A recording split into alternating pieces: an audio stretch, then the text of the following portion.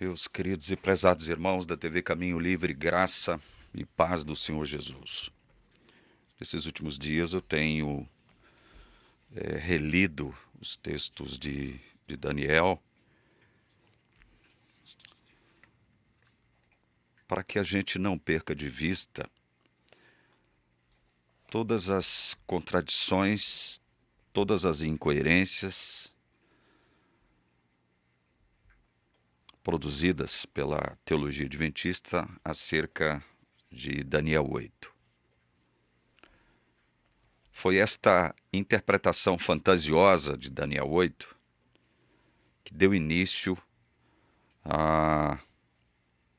ao movimento milerita adventista e depois do desapontamento de 1844, de 22 de outubro, os gatos pingados que sobraram construíram uma doutrina que mais tarde foi batizada por Tiago White como juízo investigativo. Então, assim, é sempre bom a gente estar revisitando esses temas que já foram muito discutidos por nós aqui, para que a gente não perca de vista os falsos fundamentos que deram origem à Igreja Adventista do Sétimo Dia. Bom, como a gente já tratou de vários aspectos aqui do capítulo 8 de Daniel, analisando o texto e o contexto, analisando algumas expressões, inclusive no hebraico, que aparecem aqui, hoje eu pretendo focar mais num detalhe que também já foi tratado por nós aqui na TV Caminho Livre. E vamos ver se a gente revisita esse tema de novo e procura analisar as pressuposições adventistas em torno do capítulo 8 de Daniel. Eu vou ler aqui só um trecho.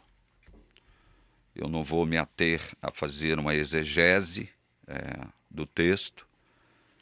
Eu vou fazer uma objeção com base, como eu disse, nos pressupostos, em alguns pressupostos da Igreja Adventista sobre o trecho de Daniel 8. Vamos lá. Daniel 8, do 8 até o 14. O bode se engrandeceu sobremaneira, e na sua força quebrou-se-lhe o grande chifre. E em seu lugar saíram 4 chifres notáveis para os 4 ventos do céu. O reino de Alexandre, com a sua morte, foi esfacelado, digamos assim. 4 de seus principais generais dividem o império greco-macedônico em 4 dinastias, em 4 reinos. E aí no verso 9 está dizendo que de um dos chifres saiu um chifre pequeno e se tornou muito forte para o sul, para o oriente e para a terra gloriosa. Esses 4 chifres, nós já falamos sobre isso, né? Esses 4 chifres que surgem depois do chifre grande ser quebrado, eles crescem, como diz o texto do verso 8 aqui no final, para os 4 ventos do céu. Nós já tratamos disso aqui e vamos voltar a tratar desses detalhes aqui de novo, tá? Então, de um desses 4 chifres, diz o verso 9, surge um chifre pequeno que se tornou muito forte para o sul, para o oriente e para a terra gloriosa. Aí, o que vem em seguida, acerca desse chifre pequeno, tem relação com a terra gloriosa. Não tem relação com aquilo que ele vai fazer no sul e lá no oriente. Pelo menos aqui em Daniel capítulo 8. Aqui em Daniel capítulo 8, o foco das ações do chifre pequeno seria ali, ó, na terra gloriosa. Mais especificamente, no santuário, certo? Diz aqui o verso 10. acerca do chifre pequeno. Cresceu até atingir o exército dos céus. Alguns do exército e das estrelas lançou por terra e os pisou. Sim, engrandeceu-se até ao príncipe do exército.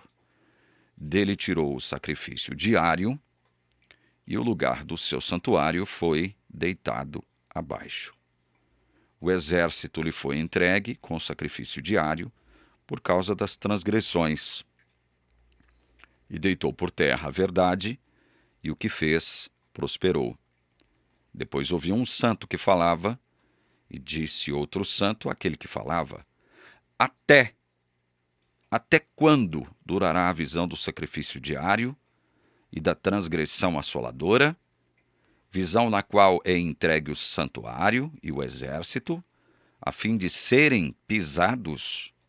Ele me disse: até 2.300 tardes e manhãs, e o santuário será purificado. Eu quero me deter aqui na pressuposição adventista que afirma que esta purificação mencionada aqui em Daniel 8,14, do santuário, ela tem uma ligação com a purificação do santuário de Levítico 16. Lá no capítulo 16 do livro de Levítico, nós temos uma descrição do que acontecia no dia da expiação. Todo o capítulo 16, ele é devotado a fazer essa narrativa acerca do que acontecia ali no santuário no dia da expiação. No dia da expiação, o santuário era purificado. E a Igreja Adventista diz que Daniel 8,14 tem que ser entendido, tem que ser compreendido, tem que ser interpretado à luz do que acontecia no dia da purificação do santuário, cuja descrição está em Levítico 16. E associado a esses dois textos, tanto de Daniel quanto de Levítico, a igreja vai buscar o apoio daquilo que está contido na carta aos Hebreus, que também fala sobre a questão dos sacrifícios que eram realizados lá no santuário terrestre. Inclusive, a carta de Hebreus faz algumas comparações, traça alguns paralelos. Ela fala sobre o dia da expiação, ali na carta aos Hebreus, especialmente no capítulo 9 de Hebreus. Teve doutor da Igreja Adventista que diz que Hebreus não trata do dia da expiação, mas trata sim, fazendo paralelo, fazendo comparação, né? Enfim, mas vamos lá. Veja que o chifre pequeno, que a Igreja Adventista admite ser Roma, primeiro em sua fase pagã, depois em sua fase papal, a Igreja vai dizer o quê acerca desse chifre pequeno e dessas ações que o chifre pequeno ele faz, né? Ele perpetra contra o santuário. O que a Igreja Adventista vai dizer? Bom, aqui na página 199, desse livro aqui, Questões sobre Doutrina, está dito o seguinte, presta atenção. Achamos, portanto, que o santuário de Daniel 11 a 14 deve abranger tanto o santuário terrestre como o celestial.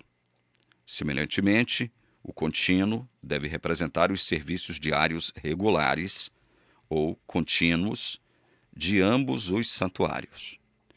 De modo análogo, a transgressão assoladora certamente representa as atividades tanto de Roma pagã como papal, que tornam esses serviços diários inoperantes ou ineficazes. Presta atenção nisso aqui. Presta atenção nisso, porque hoje esse vídeo se propõe a focar nestas assunções da igreja aqui acerca dos serviços diários que foram suprimidos. Presta atenção nisso. Vou repetir esse trechinho aqui. De modo análogo, a transgressão assoladora certamente representa as atividades tanto de Roma pagã como papal, que tornam esses serviços diários inoperantes ou ineficazes. Veja, a igreja está afirmando, com base no texto de Daniel 8, que o chifre pequeno é Roma pagã e Roma papal. Não há aí uma divisão de personagens. O chifre pequeno, ele representa tanto Roma pagã quanto Roma papal, porque a igreja entende que Roma papal é uma continuidade, representa uma continuação da personagem Roma pagã. Então, não são duas personagens tratadas aqui, representadas por um tipo só, o chifre pequeno. Então, ela tá dizendo que, para cumprir a profecia aqui de Daniel 8, que diz que o chifre pequeno engrandeceu-se até o príncipe do exército, dele tirou o sacrifício diário e o lugar do seu santuário foi deitado abaixo. Para cumprir isso aqui, o que a igreja adventista está dizendo? Que Roma pagã e Roma papal suprimiram o sacrifício diário. Esse sacrifício diário, a igreja adventista vai dizer que é uma representação do ministério de Cristo no primeiro compartimento do santuário celestial. Porque a igreja adventista, ela nasceu, como nós dissemos agora, desta teoria de que Jesus não voltaria mesmo em 22 de outubro de 1844, mas o que aconteceria é o seguinte: Jesus deixaria o compartimento santo, um suposto compartimento santo do santuário celestial, e adentraria no compartimento santíssimo no dia 22 de outubro de 1844. Segundo a teologia adventista, foi isso que aconteceu no dia 22 de outubro de 1844. Quer dizer que quando Jesus ascende aos céus, depois de passar 40 dias, 40 noites aqui após a sua ressurreição, a teologia tradicional, raiz da igreja adventista, vai afirmar que ele não vai direto para o lugar santíssimo, ao lado do trono de Deus. Jesus vai ficar encalacrado 1810 anos ali num suposto compartimento santo, realizando o que a igreja entende ser o contínuo, o sacrifício contínuo. Só que para fazer com que a profecia se cumpra, tanto em Roma pagã quanto em Roma papal, ela vai dizer que essa supressão do sacrifício contínuo, né, na profecia, significou o quê? Significou que o ministério de Cristo, nesse suposto compartimento santo durante 1800 e poucos anos, foi o quê? Vou ler de novo. De modo análogo, a transgressão assoladora certamente representa as atividades tanto de Roma pagã como papal, que tornam esses serviços diários inoperantes ou ineficazes. Veja, então quer dizer, escuta só, olha o imbróglio que a teologia adventista cria para si mesma. Quer dizer que durante 1800 e tantos anos, o ministério, um suposto ministério de Cristo, num suposto compartimento santo, se tornou inoperante ou ineficaz por conta de Roma pagã e Roma papal. Inoperante, ineficaz, inoperante, que não opera, que não tem efeito, ineficaz. Quer dizer que o que Cristo fez ao longo de 1800 e tantos anos, num suposto lugar santo do compartimento, um suposto compartimento santo do santuário celestial, foi inoperante ou ineficaz por conta de Roma pagã e Roma papal? Ou seja, para cumprir a profecia de que o Tamid, o Atamid, aqui do texto de Daniel 8, eu estou expressando o hebraico aqui, o diário, o contínuo, para fazer cumprir isso aqui de que o chifre pequeno tirou o sacrifício contínuo, ou seja, ele suprimiu o sacrifício diário ou contínuo do santuário. Para fazer isso se cumprir, a igreja vai dizer que Roma pagã e Roma papal tornaram o ministério de Jesus num suposto compartimento do santuário celestial inoperante, ineficaz. Quer dizer que nada valeu, nada adiantou Jesus passar 1800 e tantos anos ali num suposto compartimento santo do santuário celestial. Olha o absurdo. Olha o imbróglio. E tem um outro detalhe. Tem um outro detalhe mais grave ainda. Que a igreja adventista, a sua teologia, não tem como sair disso. Ela está encalacrada. Ela entrou num beco sem saída. E o que é tão grave quanto admitir que num suposto ministério de Cristo, num suposto compartimento santo, seu ministério de 1800 e tantos anos se tornou inoperante ou ineficaz, muito mais grave que isso, é admitir o quê? Com base aqui, naquilo que eles admitem ser o cumprimento de Daniel 8. Veja, o dia da expiação, ele só era realizado porque, ao longo de todo o ano, era realizado todo santo dia, ali no tabernáculo, ou no santuário terrestre, o quê? O sacrifício diário. Só haveria dia da expiação se houvesse o ministério diário, o serviço diário do tabernáculo. Por quê? Porque era, ao longo do ano, no serviço diário, ou seja, no contínuo, no atamid, que os pecados, segundo a própria teologia adventista, eram transferidos para o santuário, porque é dessa forma que a igreja entende. Quando eu, suponhamos, sou um israelita, pecador arrependido, confessava levava o animalzinho lá para frente do tabernáculo, confessava os meus pecados sobre a sua cabeça, eu mesmo degolava o animalzinho, entregava o animal degolado para o sacerdote pegava o sangue desse animal degolado, ia lá para o altar de sacrifício, aspergia nas pontas do altar de sacrifício o sangue desse animalzinho que era degolado, animal que é tipo de Cristo, sangue de Cristo sendo derramado na cruz. Então o sacerdote, que também é símbolo de Cristo, ele vai lá, pega o sangue, asperge nas pontas do altar de sacrifícios. Para a teologia adventista, esta ação do sacerdote aspergir o sangue de um animalzinho degolado nas pontas do altar de sacrifício significava não uma purificação do próprio altar, do próprio santuário, mas sim o quê? Significava uma transferência de pecados. Uma transferência de pecados. Veja, eu estou me utilizando de uma ideia proposta pela própria teologia adventista.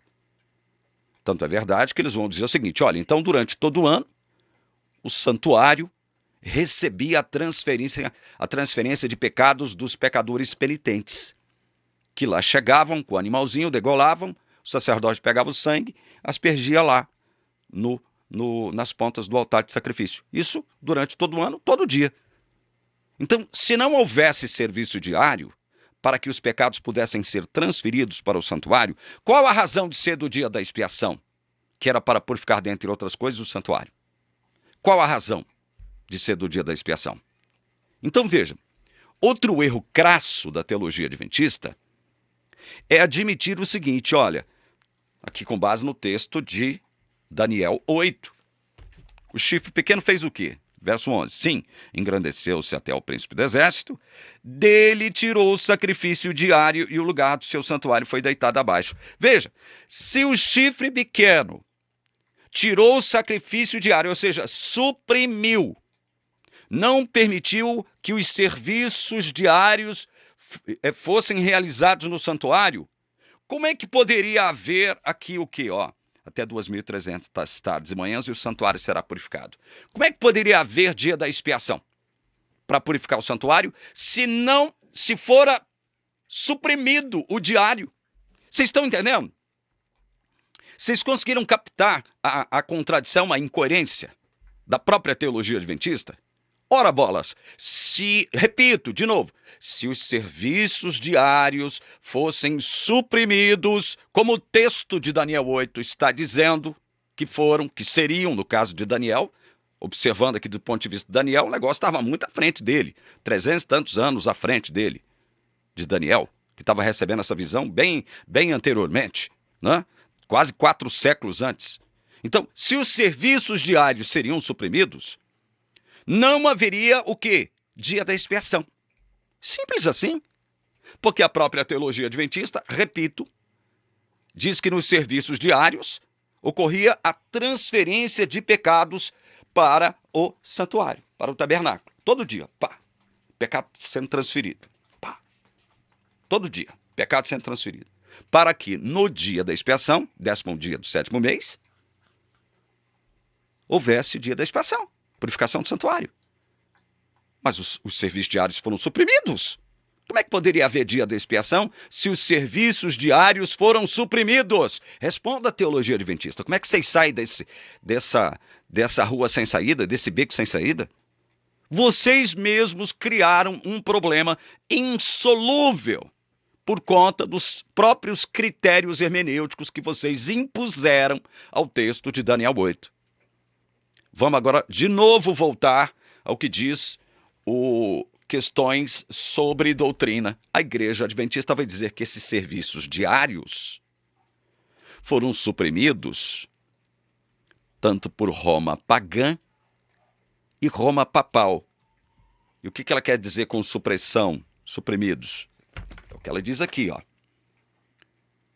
De modo análogo, a transgressão assoladora certamente representa as atividades tanto de Roma pagã como papal, que tornam esses serviços diários inoperantes ou ineficazes. Quem que a Igreja Adventista admite que está realizando serviços diários no Santuário Celestial? Não é Cristo?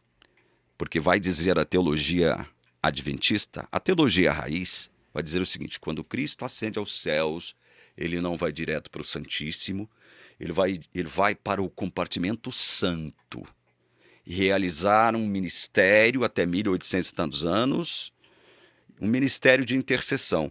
Mas veja, são vocês mesmos da teologia adventistas que admitem que esses serviços diários, supostamente realizados por Cristo no ministério, num suposto ministério num compartimento santo do santuário celestial, se tornaram inoperantes ou ineficazes. O que Cristo, então, estava fazendo durante 1800 e tantos anos no santuário celestial? Para fazer cumprir o tamid, o diário, o contínuo. Quer dizer, então, que tudo que Jesus fez durante 1800 e tantos anos foi inoperante ou ineficaz? É isso. E outra coisa. Adiantemos. Se os supostos serviços diários do Santuário Celestial se tornaram inoperantes ou ineficazes por conta de Roma pagã e Roma papal, como é que poderia haver dia da expiação a partir de 22 de outubro de 1844? Se o diário, se o contínuo no Santuário Celestial fora suprimido. Se o ministério de Cristo se tornou inoperante ou ineficaz. Como é que poderia haver dia da expiação a partir de 22 de outubro de 1844? Se o diário, como dizem vocês, se tornou inoperante ou ineficaz. Como? Para fazer cumprir a profecia de Daniel, vocês criaram alguns critérios hermenêuticos e vocês conectaram um texto que não se conecta com outro, tanto do ponto de vista contextual quanto do ponto de vista linguístico. Porque em Daniel 8, veja, em Daniel 8, quem é que profana o santuário em Daniel 8? É o chifre pequeno, um poder inimigo do povo de Deus. Mas quem é que profanava o santuário em Levítico 16? Quem? O próprio povo de Israel. Porque o dia da expiação era voltado para a purificação do santuário, que recebia, como dizem vocês, os pecados, a transferência de pecados do próprio povo ao longo de todo o ano. Como é que aqui em Daniel 8 vocês podem fazer uma conexão com Levítico 16, sendo que em Daniel 8, quem profana o santuário é um poder inimigo do povo de Israel, e não o próprio povo de Israel. E outra, se o tamide foi suprimido por esse mesmo poder, não havia serviço diário, portanto, segundo as próprias assunções de vocês, não poderia haver dia da expiação. Como é que o santuário poderia ser purificado daquilo que ele não recebeu? Que era o quê? Transferência de pecados, por quê? Porque o tamide foi suprimido. Como é que poderá haver juízo investigativo se os pecados do povo não foram transferidos para o santuário celestial durante esse suposto ministério de Cristo, num suposto compartimento santo do santuário celestial? Porque vocês não atrelam uma coisa a outra, vocês não dizem que o santuário mencionado em Daniel 8, ele tem a ver com santuário terrestre e santuário celestial? Não são vocês da teologia adventista que admitem isso? Essa aberração interpretativa, essa heresia inominável, não são vocês mesmos que admitem isso? Não são vocês que admitem que, depois de Cristo trabalhar com os pecados do povo, que eu não sei que pecados seriam esses, já que durante 1800 e tantos anos, o seu ministério se tornou inoperante e ineficaz ali no suposto compartimento santo. Mas depois de terminado esse suntuoso juízo investigativo, Jesus jogaria os pecados pelos quais ele morreu e pagou o preço. Ele jogaria esses mesmos pecados que ele cancelou em seu povo, pelos quais ele morreu, pagando o preço, pagando a condenação, sofrendo a penalidade por eles. Vai jogar esses mesmos pecados sobre Satanás? No final de tudo, pelo amor de Deus, gente, pelo amor de Deus. Olha, são tantas as contradições, as incoerências, as interpretações forçadas, fantasiosas, a maquinação com o texto bíblico, a chicana. Eles fazem chicana com o texto bíblico, malabarismo hermenêutico e exegético para conectar Daniel 8 com Levítico 16 e Hebreus. Mas eles se esquecem de analisar as implicações daquilo mesmo que eles, da teologia adventista, propuseram para o mundo. Como é que poderia haver purificação de santuário se o tamide foi suprimido, igreja adventista? Porque são vocês mesmos que afirmam que era durante os serviços diários, o atamid, era durante esse tempo que os pecados eram transferidos para o santuário. Se o atamid foi suprimido, como é que poderia haver dia da expiação? Responda, teologia adventista. Responda. Saia desse beco sem saída que vocês mesmos construíram. Fora a distorção interpretativa, fora os critérios hermenêuticos absurdos para interpretar o texto, fazer uma exegese do texto em Daniel 8. Fora isso. E nós já falamos muito sobre isso aqui. Aí o bebezão, aquele imbecilóide lá de São Paulo, coitado. Quando eu desafiei a falar, aí todo mundo fala que eu fugi de debate. Não, gente, é porque eu percebi que não haveria condição de fazer um debate dessa forma. Eu cá, ele lá. Não tem medo de bebezão, que para mim é um porco em termos de teologia, é um metido a besta em termos de teologia, é um babacão, bobão, não? Que não tem nenhuma moral dentro da própria igreja que ele defende. Aí ele vai fazer o seguinte, ele vai gravar dezenas de vídeos, não é brincadeira não, dezenas de vídeos, falando sobre juízo. Seria como se eu e todos nós, que somos contrários a esta heresia chamada juízo investigativo, heresia esta criada pela Igreja Adventista do Sétimo Dia e sustentada somente por ela em todo o mundo, em todas as eras, vai ficar parecendo que nós, que somos contra essa heresia, somos contra a doutrina do juízo. Esse povo é tão sacana, tão... Eu estou falando desse povo, são os teólogos que construíram essa teologia. Tão cretinos, porque esse é o adjetivo que serve para eles, os teólogos. Não estou falando do povozinho simples, não. Eu não estou falando da membresia que nada entende de teologia, não. Não estou chamando de cretina a membresia da Igreja Adventista, não. Estou falando dos seus teólogos, que são canalhas e são cretinos, em criar esse negócio chamado juízo investigativo. Aí, quando nós mexemos com eles, né, contrariando essa heresia chamada juízo investigativo, aí vem esse bebezão, esse boboca, esse bobão, esse coitado, falar de juízo, de um modo geral.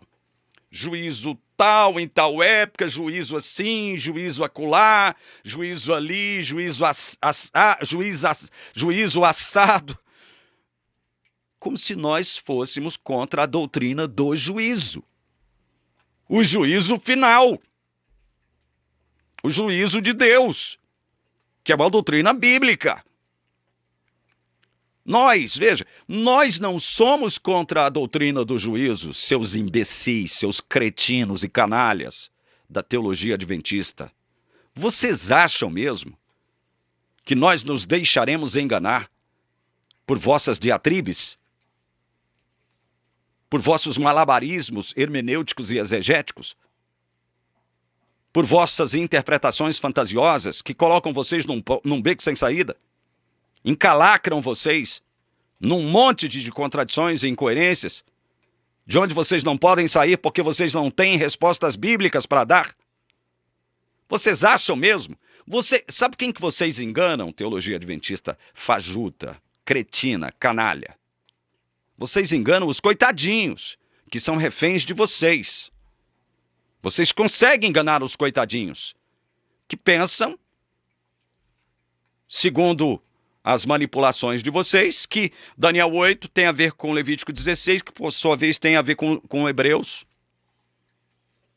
que vai afirmar, segundo vocês, que Jesus, quando sobe aos céus, ele não vai direto para o trono do Pai, lá no lugar santíssimo, ele vai ficar encalacrado durante 1800 e tantos anos num suposto compartimento santo do santuário celestial, que não existe, nunca existiu o compartimento santo no santuário celestial. O santuário celestial é um ambiente só, uma ambiência só. Vocês nunca perceberam isso, mas vocês conseguem enganar os coitadinhos. Os membros que não têm familiaridade com as tecnicalidades teológicas, não sabe o que é hermenêutica, não sabe o que é exegese, não sabe o que é crítica textual. Coitados, não sabem nada. Aí vocês conseguem manipular com sucesso essa gente que não sabe nada. Olha, inclusive de outras igrejas, especialmente pentecostais. O adventista, ele tem uma sanha por pentecostal que não é brincadeira. Sempre que um pentecostal ou alguém de uma outra denominação evangélica sai de lá para ir para a igreja adventista, eles fazem uma festa. Eles divulgam isso como se eles estivessem vencendo. Coitados. Conseguem enganar quem? Os coitados que não têm familiaridade com a disciplina teologia. Com esses, eles obtêm sucesso. Manipula-os ao seu bel prazer. Estou falando da teologia. Estou falando dos líderes, dos teólogos adventistas. Então eu vou ficando por aqui. E a gente promete revisitar mais alguns detalhes desse assunto, porque esse assunto rende, e rende muito, especialmente quando você procura ir ao texto e ir fazendo uma exegese honesta, baseada, fundamentada em princípios hermenêuticos ortodoxos e aceitos. Não por princípios hermenêuticos forjados por uma teologia corrupta e mentirosa, que tem que ir criando mentira sobre mentira para poder se justificar para o mundo porque que ela existe. Nós gostamos de ir ao texto. E tem mais um detalhe que eu vou falar no final desse vídeo. Nem nós, nem vocês, nem qualquer orientação teológica, presta atenção no que eu vou dizer, consegue destrinchar, interpretar todos os detalhes de expressões proféticas tipológicas que aparecem tanto no texto de Daniel quanto no texto de Apocalipse. Nos textos apocalípticos que aparecem em alguns livros da Bíblia, ninguém consegue interpretar 100%. Vocês entenderam o que eu estou falando aqui? Nem nós, calvinistas, nem vocês, arminianos, ninguém consegue interpretar todas as expressões que aparecem no texto de Daniel e Apocalipse. Ninguém consegue interpretar 100% das expressões, dos termos, das frases, das sentenças, das palavras que aparecem. Ninguém consegue interpretar 100% disso. Então nós temos que trabalhar com aquilo que pode, com a ajuda da própria Escritura Sagrada, ser interpretado à luz da própria Escritura Sagrada. Desde que isto não se choque com a principal doutrina da Escritura Sagrada, que é o Evangelho, a doutrina da redenção, da salvação. Porque se a nossa interpretação, se as nossas assunções, se as nossas pressuposições se chocarem, irem de encontro com a doutrina da redenção, da salvação, aí há um problema. Por isso é que nós devemos ter muita seriedade e responsabilidade para com o texto bíblico. Primeiro, porque nós não temos capacidade para interpretar 100% de tudo.